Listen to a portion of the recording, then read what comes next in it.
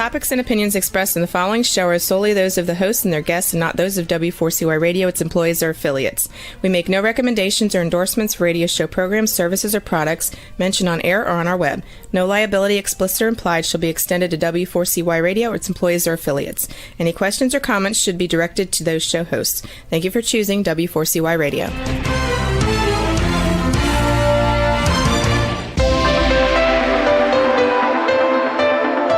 Churchill said, "Those who fail to learn from history are condemned to repeat it." Kevin Hallinan believes that certainly applies to business. Welcome to Winning Business Radio, here at W4CY Radio. That's W4CY.com. And now, your host, Kevin Hallinan.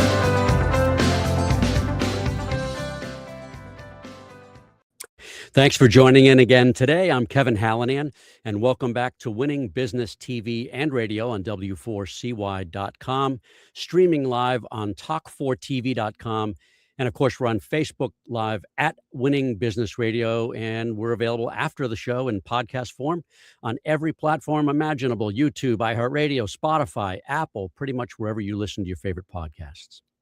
The mission of Winning Business Radio and TV, as regular viewers know, and listeners, is to offer insights and advice to help people avoid the mistakes of others, right? Those are to learn best practices, the how-tos, the what-tos, the what-not-tos, to be challenged and hopefully to be inspired by the successes of others, those consultants, coaches, authors, advisors, founders and owners, entrepreneurs, people with expertise. But of course, every successful person I've ever had a chance to has had some form of failure in their lives and careers.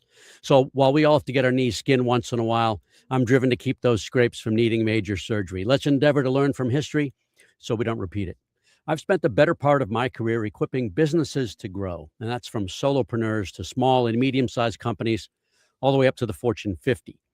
I've seen some of those companies win, and to varying degrees, I've seen some fail. And I've had the opportunity to rub elbows with some of the highest performing people around and with some who probably should have found other professions. And in my own businesses, I've had lots of success, but some failures too. I like to think I've learned a lot from those experiences. So yeah, you're going to hear from me, but mostly you're going to hear from our guests, those experts, consultants, et cetera. And today my guest is Tony Pompeo, Managing Director of Sunbelt Business Brokers of Boston. Here's his bio. Tony Pompeo is an experienced business professional and entrepreneur who's owned multiple businesses, including distribution, trucking, sports entertainment, and consumer education. In his most long-standing business, Tony bought, managed, and grew a Boston-based distribution company, successfully steering the company through the Great Recession and the global pandemic, ultimately selling the company to private equity. Tony received his MBA from Babson College and has given multiple lectures at Babson on the topic of entrepreneurship through acquisition and buying and selling small businesses. He's an active board member of the New England Business Brokers Association. He also served in the United States Marine Corps. And because of his own experience running, growing, and selling small businesses, he enjoys guiding other small business owners to reach their own goals. His experiences, education, work ethic, and communication skills enable him to truly understand challenges and work diligently for his clients' success. Tony, welcome to Winning Business Radio. Thank you, Kevin. Great to be here. Well, I'm so glad we made this happen. Tell us about your family, first of all. Yeah, sure. So, it's my lovely wife, Sarah, and I have two children. My daughter's 21 years old, goes to a UNH right now. Mm-hmm. She's a cello performance major. Oh, She's wow. gifted with music, musician in the family. Mm. And my son, Dominic, he's an apprentice electrician, working hard full-time out there, trying to get all of his 8,000 hours in so we can become a licensed electrician in a couple of years. Yeah, I was just talking to a good friend of mine about the difficulty in finding those guys. So good for him and good for her. We're a musical family, and I love the cello. It's such a beautiful sounding instrument. So awesome. And do I understand Sarah's in the business with you? Sarah, yes, she is the real estate broker of record. Mm-hmm. So not only do we help business owners when they want to sell the business, we also help them to sell the real estate. Should they choose to do so? Correct, yes. Yeah. All right, so you grew up in Braintree, Mass. Tell people who are not from Massachusetts about Braintree and a little bit of what it was like to grow up there. Yeah, well, Braintree has gone from a town many years ago when I lived there and grew up there. It's a city now, so it's really grown up. But pretty much a bedroom community. A lot of people knew each other. I went through the Braintree public school systems, all the way from second grade, and graduated from Braintree High School. I still have a good group of friends from that town, Nice. but I ventured out and sowing my own seeds in Walpole. Yep. Who were some of your early influencers? Oh, geez. I would say that from a personal perspective, I really enjoyed learning from and being influenced from my coaches, primarily in sports and primarily soccer. Soccer. Yeah. So we were lucky enough at Braintree High to have a professional from Europe come over in my junior year and assist with the head coach there, and really, just instill different type of sports work ethic into us. And I got to see, kind of learn from, how he just kind of worked hard and worked his way up and stayed very focused. And that definitely is something that, if I look back, was an inspiration to me. That's cool. Now, did you work as a kid? Yes, I had something called a paper route. A what? No, yeah. Anymore, but they're fantastic. It was a fantastic after school job, and I had that in started in sixth grade, and I kept that like through a little bit of high school. Actually, I was pretty flexible and made some money, and it was a great little job to have. And then was it in the morning or bigger? It was after school. I delivered 30 or 40 papers after school, and then Saturday mornings we would deliver it. And then into high school, I ventured away from that and got other small odd jobs. Yeah, well, that's cool. That's cool. Did you have any family members who were in business? Yes. Well, my father is an independent operator of a trucking business, just solar operator, but he wanted to go out. He wasn't always. When I was growing up, it's what he aspired to do. He worked for another family member who owned a trucking company, and he ended up getting his own. And so I watched that happen before my eyes. And then there's other sides of my family that definitely have larger businesses that I was interested in as well. And did you spend time around them? Did you get kind of that bug early on? Yeah, I did. I think just I would actually go to their businesses sometimes. I would wash and wax their trucks on the weekends to make extra money, and just kind of be around that business and hear about the stresses of payroll, and just kind of, I was kind of around it more than I thought I was when you look back. So when, and by the way, thank you for your military service. When and why did you decide to join the Marine Corps?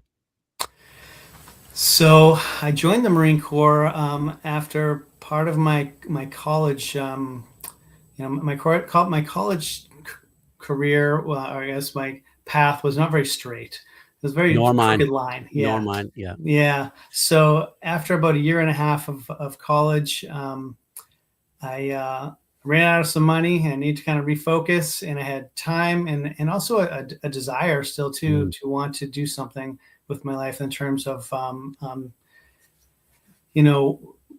going into the military, I guess, to say that. Yeah. And to serve my country. And the Marines was a good path for me.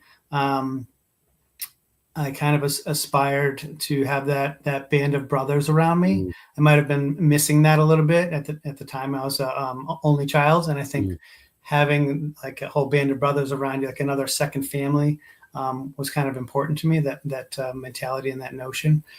But I decided to go in the reserves, so I still had a huge aspiration to go to college. Yeah.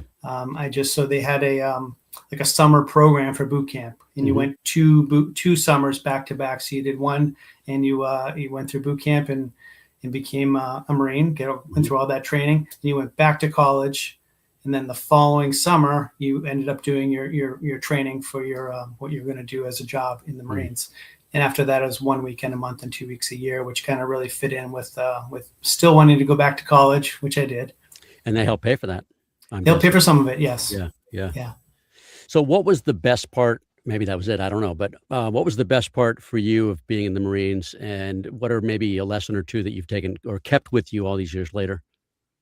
Yeah, well, my wife tells me now that because I've kept such good friends that they're really my family. Yeah. Everything that happens on the weekends, or we have Marine Corps birthday parties, and Hmm. my closest 7 or 8 friends are all in the Marines, and so we've really grown that family that I looked for.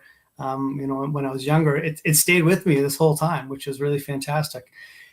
And from a I guess from a learning perspective, they talk a lot about, teaching leadership, Mm. and some people, there's two thoughts on that, right? Some people believe you have to be born a leader. Some people say you can teach leader. Similar to entrepreneurship. Are you an entrepreneur? Did you grow up being an entrepreneur, or Mm. can you be taught that?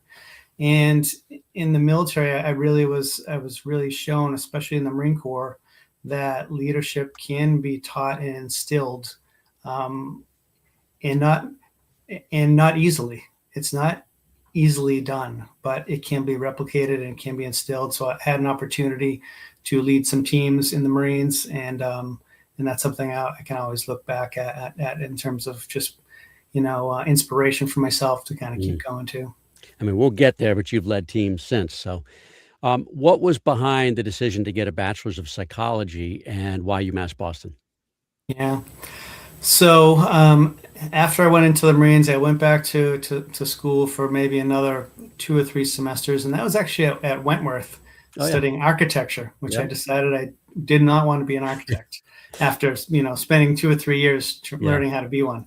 Yeah. And so then I stopped going to college for a while. I still wanted to, but I didn't know really who I wanted to be or what I wanted to do.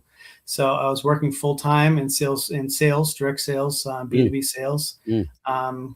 And I decided at that point, I was learning about business more, and I kind of knew I wanted to get into business for myself one way or another. Yeah.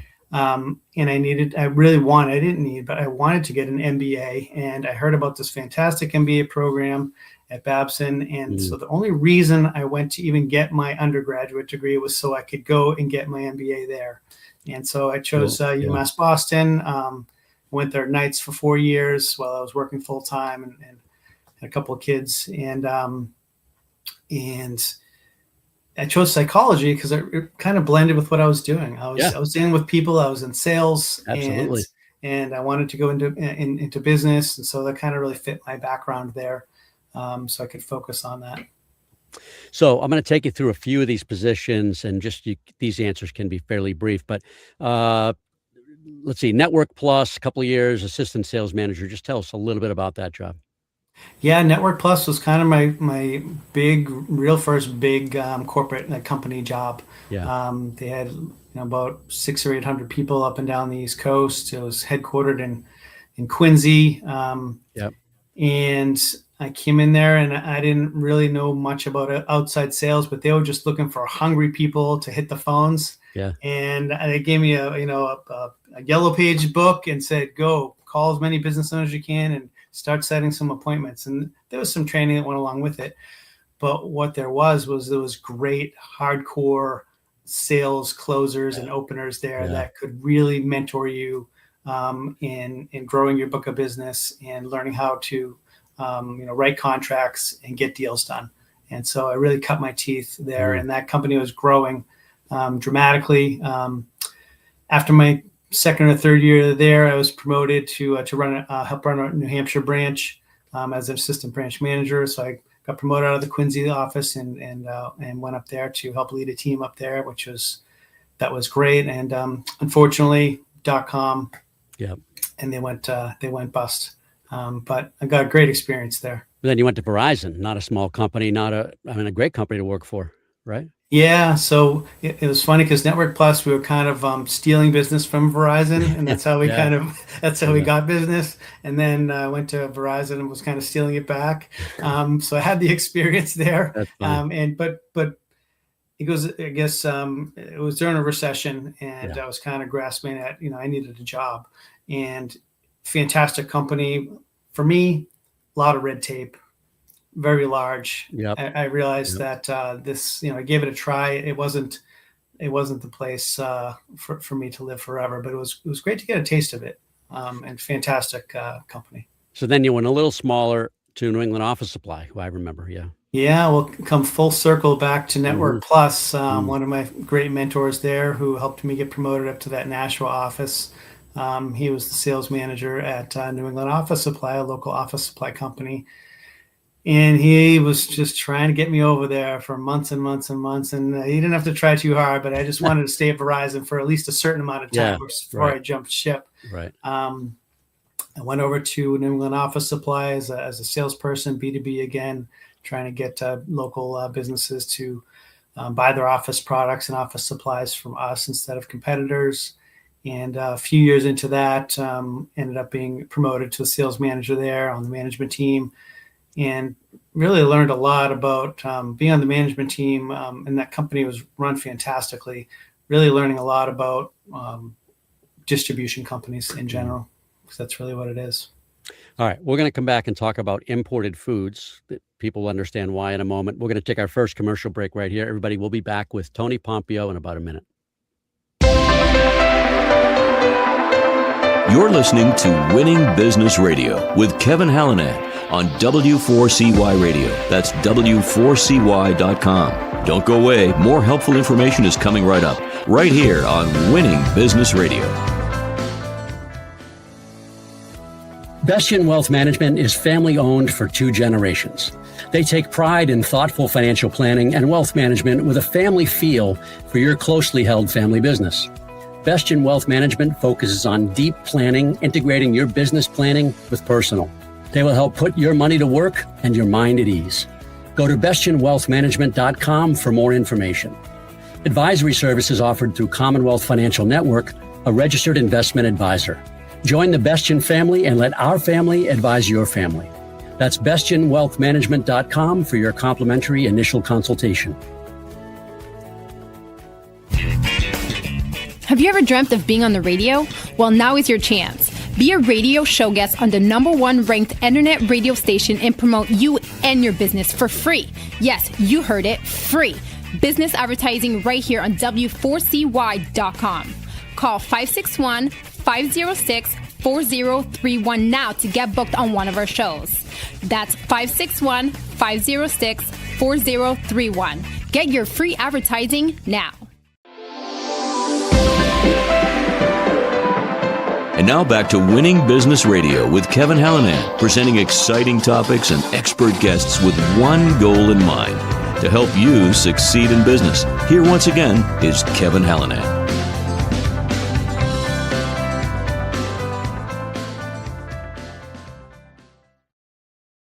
We're back with Tony Pompeo, managing broker of Sunbelt Business Brokers of Boston. Now it gets cool because you founded you purchased the company. It was already existing, right? But you grew it. So I want you to tell us that story. Imported Foods in South Boston in 2008. Sure, yeah. So that kind of really takes me back to getting my MBA at Babson. And kind of I'll start there because that's why that happened. While I was at Babson, I initially wanted to start a company and raise money, and realized I didn't really have a passion for a product or a service, and I didn't want to try and go down that road. And so I started looking into investment banking, which is more about buying and selling huge companies. Didn't really like that as much either, and I just really learned about a whole process about how to buy small companies, and they had a whole track on that, and fell in love with that, and realized that I had a chance at doing that. So while I was in school, going nights to Babson and working full time, I had a 4 and a 6-year-old at the time, and realized that I really wanted to own my own distribution company. I was working at New England Office Supply at the time.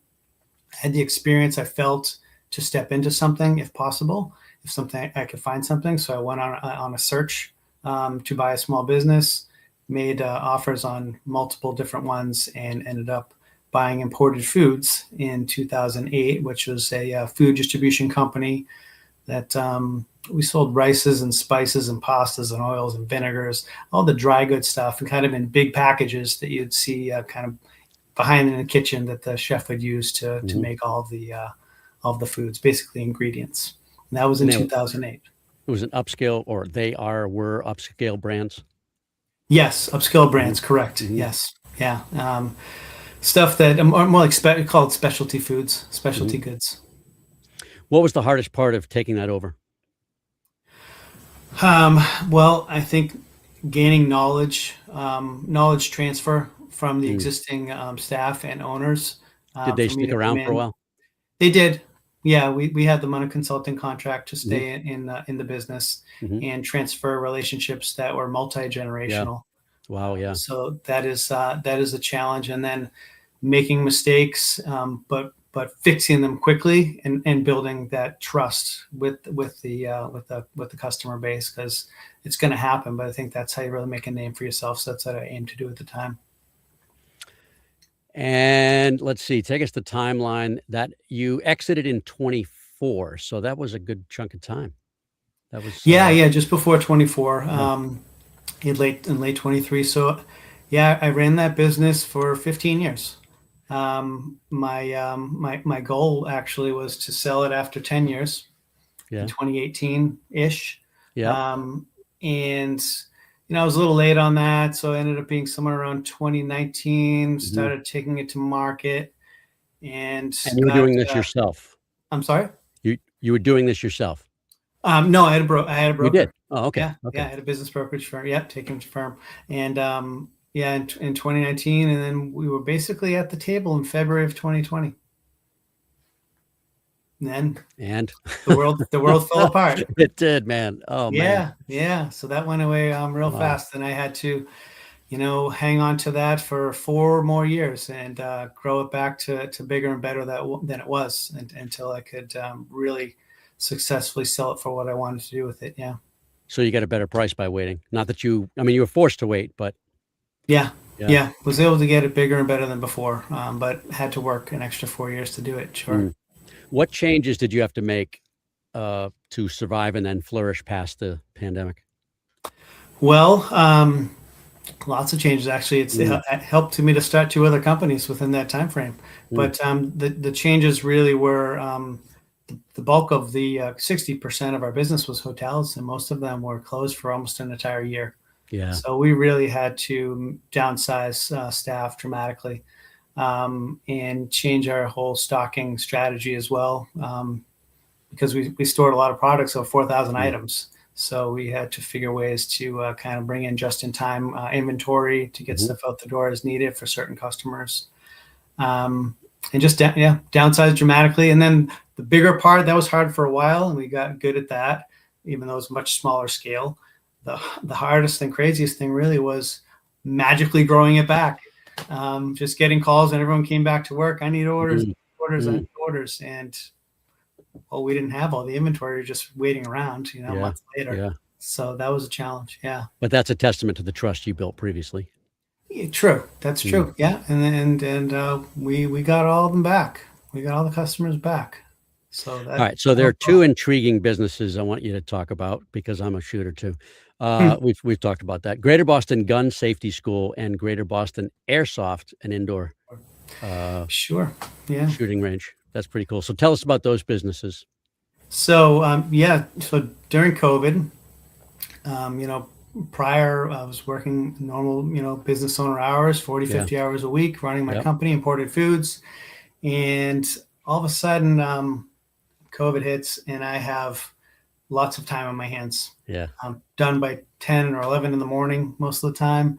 And my staff wasn't there anymore. The staff that I held on to was either working remotely or they were delivery drivers. So I had all this office space that was open and nobody there. And I couldn't grow my company by selling different things to them at Imported Foods. I couldn't pivot, as they say, back then. I couldn't sell them something else. They were closed. A lot of hotels were closed.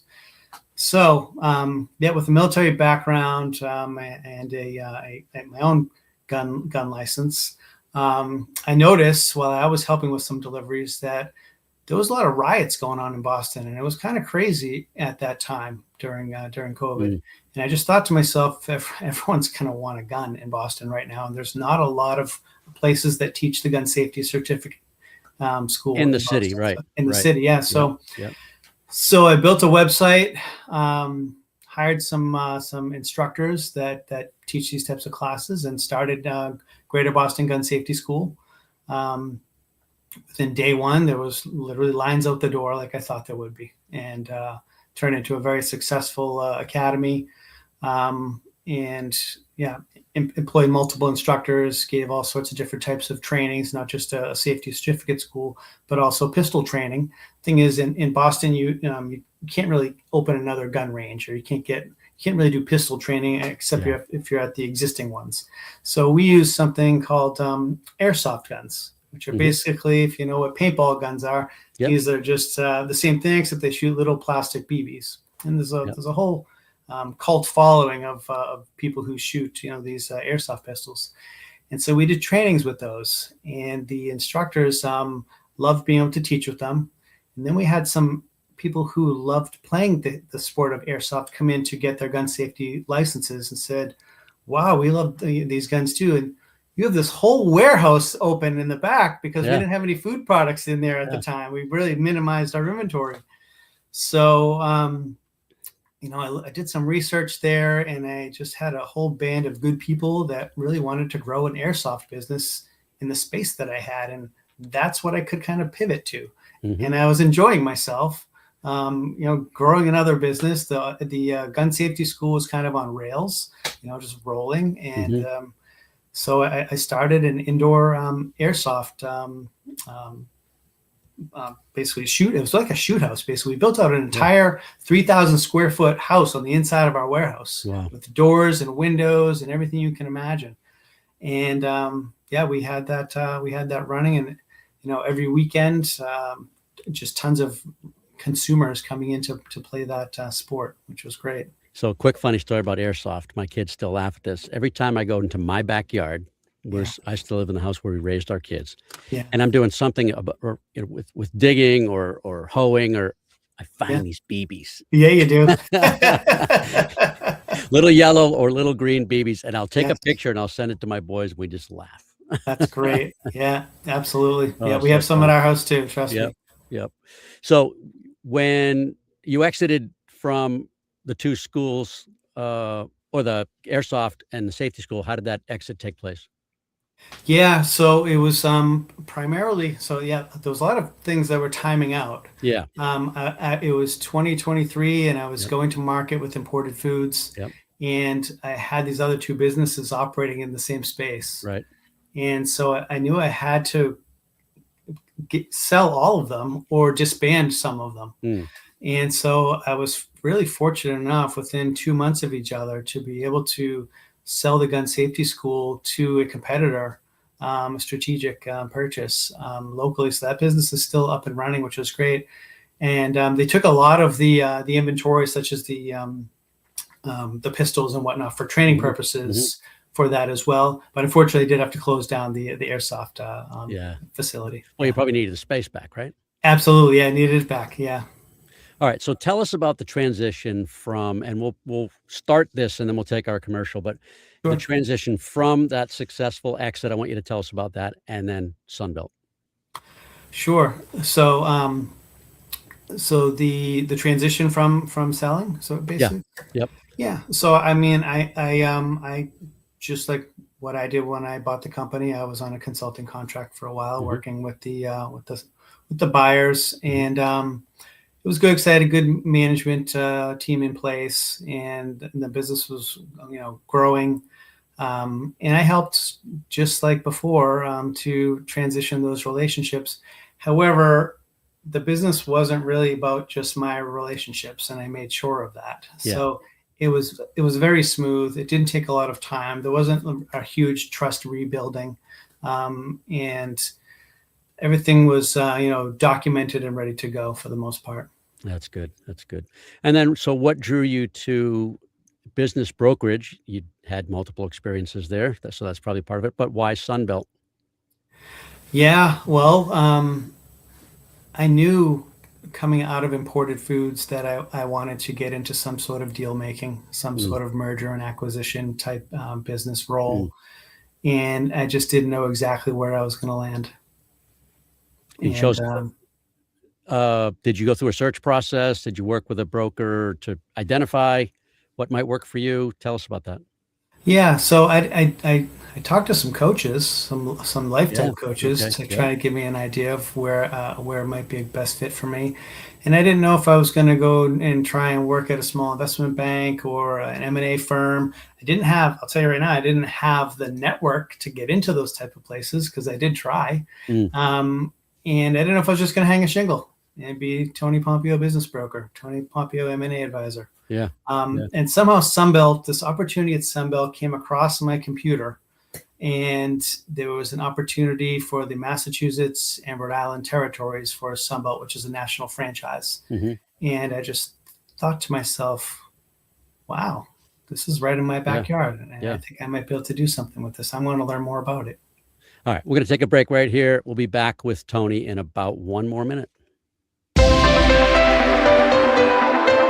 You're listening to Winning Business Radio with Kevin Hallinan on W4CY Radio. That's W4CY.com. Don't go away. More helpful information is coming right up, right here on Winning Business Radio. Bestien Wealth Management is family-owned for 2 generations. They take pride in thoughtful financial planning and wealth management with a family feel for your closely held family business. Bestien Wealth Management focuses on deep planning, integrating your business planning with personal. They will help put your money to work and your mind at ease. Go to bestienwealthmanagement.com for more information. Advisory services offered through Commonwealth Financial Network, a registered investment advisor. Join the Bestien family and let our family advise your family. That's bestienwealthmanagement.com for your complimentary initial consultation. The YP.com website is your local search engine. If you're looking for a good restaurant, it can help you find the right one nearby with ratings and reviews. Or if your car breaks down, you can use the YP app to find the closest repair shop. Or maybe you're just looking for something to do on a Friday night. Well, it has great local coupons for all sorts of things in your area. No matter what, when, or where, if you're looking for something, YP Local Search can help you find it. So go to YP.com or download the app to search local, find local, and save local. And now back to Winning Business Radio with Kevin Hallinan, presenting exciting topics and expert guests with one goal in mind, to help you succeed in business. Here once again is Kevin Hallinan.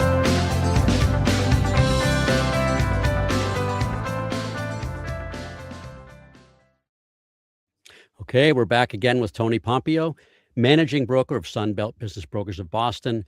You chose a franchise. What are the benefits? I mean, we're a franchise too, but tell the audiences what the benefit of a franchise benefits are, and why that was good for you. Yeah, it's a great question because I'll be very straight. I'm not always the biggest fan of franchises. I kind of like to shop local, and again, that's how I've been for most of my life. But so this was kind of a big decision for me, a big choice, and I really wanted to take a deep dive into Sunbelt, and I did a lot of due diligence on it before moving forward, for sure. Speaking with a lot of other franchise owners around the country, and my take on Sunbelt was they're very hands off, and I was very kind of excited about that. And they, my take was, I'm at a certain point in my career where I would love to fast forward things a couple of years. And I think that the training that they provided, the instant website, SEO, things of that nature, were already packaged up and ready for me to kind of jump right into it. And then have that platform behind me as well from a training standpoint to grow a company, because I still knew that I had another, enough gas in the tank to go build another firm or two. So that's what I was excited about with Sunbelt. All right. So give us a thumbnail view of the work that you do. Sure. So, I'll start with this. Sunbelt's been around since the late 70s. And in the 90s, they really grew to be a pretty large national business brokerage with a couple hundred offices around the country, and focusing more on the more Main Street, smaller companies, call it business, companies that would use a business broker to sell their company. And these business many times have less than $1 million in earnings. Mm-hmm. It's kind of where a lot of people draw the line in terms of Main Street type business, sometimes significantly less than that, but definitely less than $1 million in earnings. Sales can be anywhere from probably 500,000 up to maybe 10 million, somewhere in that range. Mm-hmm. And so those are the types of the size of businesses that we typically work with at Sunbelt. There are also ways that we can talk with companies that are a little bit larger if we have some connections with some private equity firms as well. And the businesses we work with, they really need to be profitable, have steady or growing revenues, or else a good story to tell around that if it's not. Mm-hmm. And the reason for the profitability is many times these businesses are going to be financed. And if they're not profitable or sales are way down, then it's hard to do that. Tell us about, I have a financing question as well, but first tell us about SBB Capital Partners. Sure. Yeah. Okay, good. I'm glad you brought that up. So SBB Capital is the M&A division of Sunbelt. Mm-hmm. And so this is where we have lots of contacts over the years through Sunbelt. We've pulled them into SBB Capital Partners to be able to market the larger companies. I would say with my firm, we're probably at like 80% on Main Street, smaller companies. And then we'll come across a decent manufacturing company that's, got $1.5 million of EBITDA, and we can put that in front of private equity to sell or go to strategics to sell. So it's really just a different brand. And many times you kind of need that in this business because it's just different ways that you market a company. If they're smaller, you're marketing to people who want to kind of buy a job, maybe putting it out on the internet confidentially. Right. If it's larger, you're marketing to private equity or competitors. So it's kind of a different branding to get the same thing done to a certain degree. And so take us from the seller's perspective, what the process of selling a business is like with your advice. But then I want to ask you from your perspective, right? So first, from the seller's perspective, describe the process. Sure. So for a seller, they're going to meet with us, and we're going to just learn a lot about what they want to accomplish. Not only with their business, but after their business. It's very important what the motivation is for them to sell their company. And so they might not realize that's part of the process, but it becomes part of the process, and they talk to us about these things. And then they're going to be sharing the story of their company with us, how they got there. We're going to talk to them all about operational dynamics and financials. Those are kind of the big things that we go through. 99% of the time, Kevin, business owners are not going to sell their business unless they know what the value of the company is. So that's one of the first things that ends up happening if they like our discussion and they want to move a little bit forward with us in the process. We're going to put a market range of value on their company by looking at their financials.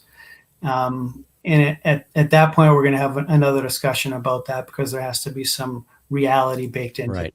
Right. A lot of business owners, many businesses don't know what their business is worth, and they shouldn't. That's not what they do all day. They're good at running their company, and they're not looking at their financials in that capacity.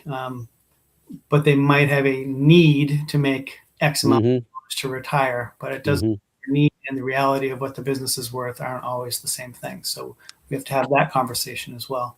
So there seems to be a common belief that business owners are going to value, like a homeowner, they're going to value their business mentally greater than it actually is. Does that happen a lot? Many times they do, yes. And they think that someone's going to magically come in and write a check for it. But there's two sides of that equation. There's a return on investment side from the buyer as well. Right. That's what they're looking at. Yeah. All right. Now talk about, I think it's similar but slightly different, your perspective when you're selling a business. So when I'm looking at a business, I see it from the buyer. I try to see it from the buyer's eyes. Yeah. That's my perspective most of the time. What I think is kind of unique about my position is I've been on the buyer side before, so I can really empathize with that and see that clearly. And then I understand what the seller is going through as well, because they want to really maximize, that price. But yeah, from the process for me is really determining if this business is sellable, and if the business owner truly wants to sell their company right now. So I'm really digging in deep on both of those things. And one is kind of psychological. Are they ready? Will they pull the trigger? And because it's very emotional. So they might even get the buyer to come in and make a decent offer, and all of a sudden they realize, oh my God, I want to stay. I don't want to do this anymore. So we really need to kind of their hands shaking as they're about to sign. Yeah, we need to come to terms on that for sure. And then making sure that it is a sellable company, and if not, having that hard conversation with them that it might not be ready to sell yet. What are some of the maybe misunderstood or understood aspects that would go into valuing a business? Oh, sure. So most business owners want to reduce their taxable income. And by ways of doing this, they might run their company car through the business. They might take their family to Disney and say it's a travel expense. So be it. I'm not the IRS. But these are things that if you do too many of this, it makes it a little bit harder from a financial standpoint to really extract the true value out of the company, and again, make sure it can be financeable. That's definitely one key thing that people don't think about very often, especially the business owners themselves, until they go through a process with someone like me who can talk them through that. And then maybe times we take a little time to fix that. We try to do the best we can to pull it out now, but some of the things aren't really able to do that with. So you're going to make adjustments, or you'll show the buyer yes, those line items or whatever it is to show there's that much more value. I don't know, let's $6,000 for a car for the year. Well, that's profit. Correct. We will adjust that and add that back to the bottom line, and all those things. A buyer doesn't necessarily need to run that through the business. They could if they want to, but they don't need to. So that's actually profit they can use whoever they want to use that. The other thing we run into occasionally is cash.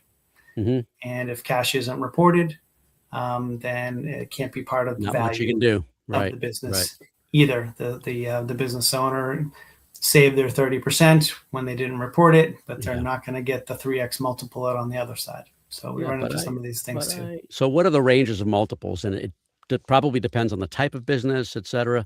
But what do you see? Yeah, so that's a great question. And one thing that the people, many business owners wouldn't know is, unlike Zillow, where you can go on and find out what your neighbor's house is worth, right? That's a good analogy. For a business, that we actually have private industry databases for private business sales that have been recorded. So every time I sell a company, I record those to these databases privately. It's all confidential, but you see, X revenue and Y profit, and you can. So these are essentially comps from. These are comps. Okay, good. Yep. Comps for small businesses. Right. So we have access to that in multiple different databases. And so those help us to get the value in the right direction as well. And then from a multiple standpoint, the majority of businesses are valued off of real cash flow, earnings really, and you're looking at anywhere from smaller companies, 2 to 3, usually in that range, and that's of earnings, and it's not it's not of sales. For the audiences. Yeah. We say multiple, it's 1 times, 2 times, 3 times earnings. Yeah. Right. And you also mentioned a term, which I knew we'd get to, EBITDA. Break that down. Sure. Well, EBITDA is it's the similar earnings, except you're actually installing a manager to run the company. So it's just going to be it's just a different number. It's earnings before interest, taxes, depreciation, and amortization. Which is it's very wordy, but it's a line item on your P&L. And usually companies that are larger are sold based on a multiple of EBITDA, and the smaller companies are sold on a multiple of what's called discretionary earnings, which is earnings plus all those add backs we just talked about. And the buyer is going to step in and be the owner the day-to-day person in that smaller company. Whereas when you're selling a company based on EBITDA multiple, you're assuming that the CEO might stay, or you might be installing a manager. So it's more of an investment platform. Yeah. If the owner goes away, it's got to have less value. If the owner's going to stick around for a while, it's got to have more value. Yeah, right? Absolutely. Yeah. Whatever the structure of that is, whether it's a consulting agreement or a higher price, or I imagine there are both of those arrangements, right?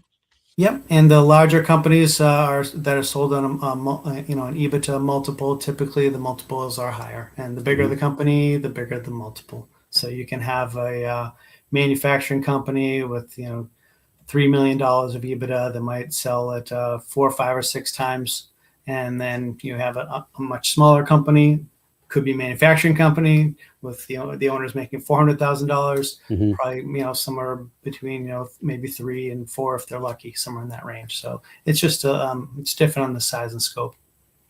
So now to drill down a little bit, who makes a good? You talked about a good buyer, a good owner, good seller. Who makes a good buyer?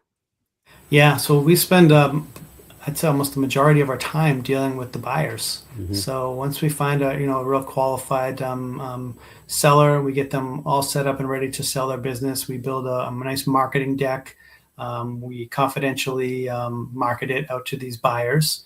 Some of them who we know, and some of them who we don't. They're inquiring on that business, and now we need to vet them and figure out which ones are considered a great buyer, a good buyer. And there's lots of different checkpoints for that, but initially they're showing interest, which is great. We're finding out, are they casting a wide net to buy a company, or have they already narrowed that down and they know kind of what they want to buy? Do they want to buy a manufacturing company, or are they looking at IT companies, manufacturing companies, laundromats?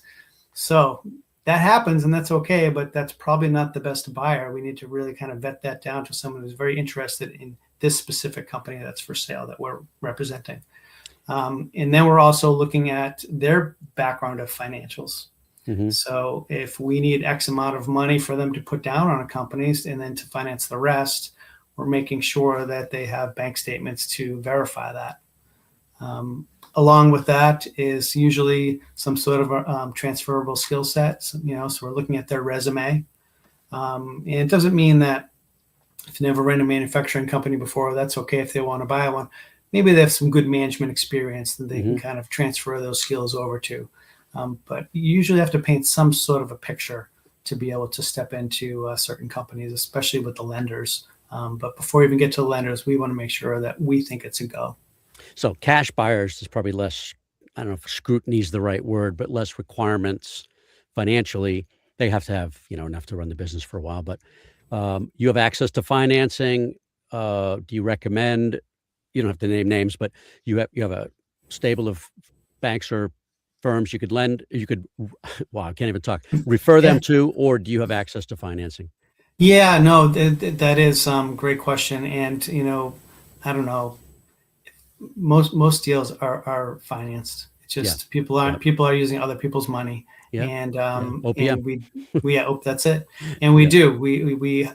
What's important is dealing with lenders that are deal makers and not deal breakers. So we definitely have strong relationships with some of the best bankers out there that we know can get deals done. And every bank has different, risk tolerances as well. Which you probably understand. So we know kind of where to steer them to for each type of a deal or each type of a buyer, which helps get it to close. Because that's just, you can get to the 1 yard line a lot of times. It's really hard to get into the end zone when you're selling your company or buying a company. That's the real catch. And that's when you get paid, is when paper gets transferred. That is very true. And I also like to say, if, from a football analogy, when you get to the 1 yard line in football, you get 4 tries. Well, I get unlimited tries. I have to be creative, and I got to find ways to get the deal closed. And that's what I enjoy a lot about doing this too. Well, believe it or not, we're out of time, but I've got a couple of good questions. Last 2 questions. Who in the viewing and listening audiences should reach out to you, and why? And the second will be how to get in touch with you. Sure. Well, I'd say business owners with great businesses that are looking to retire or do something different. Glad to have a confidential conversation with you. I also many times like talking with lawyers and CPAs and financial advisors, because I think we kind of live in the same world to a certain degree, and can work well together. And I think that will probably do it with that. All right, excellent. And the best way to reach you is? My email address, or you can go on our website. So my email is tpompeo@sunbeltnetwork.com, and I'm on that email all the time. Perfect. And the website is? Sunbeltboston.com. All right, that's nice and easy. Sunbeltboston.com. Tony, thank you so much. I know you're busy. I really appreciate you carving out some time to be with us today. Kevin, this has been great. Thank you so much. I really appreciate it. You're welcome. I'll see you soon.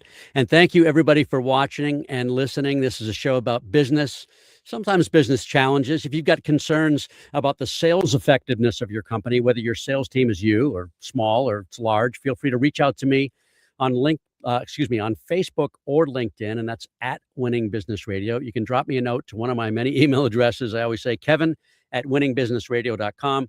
Our company is Winning Incorporated. We're part of Sandler Training.